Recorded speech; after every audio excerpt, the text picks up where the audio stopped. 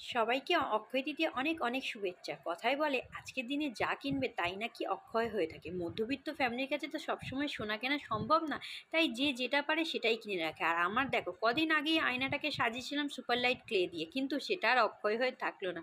আমি বলেইছিলাম আমার ঘরে যা একটা যন্ত্র আছে এটা মনে হয় থাকবে না। আর বলার যেরম সেরম কাজ, একটা একটা করে তুলতে তুলতে প্রায় অর্ধেকের বেশিই তুলে দিয়েছে। তোলা নিয়ে সমস্যা নেই, কিন্তু এই যে ফুলগুলো লাগানোর সময় যে আঠাগুলো ব্যবহার করেছিলাম তাতে আয়নাটা অনেকটা নষ্ট হয়ে গেছে। ফুল তো উঠে যাচ্ছে কিন্তু আঠা আর উঠতে চাইছে না, আর এতে আয়নার লুকটা বড্ড জঘন্য হয়ে গেছে।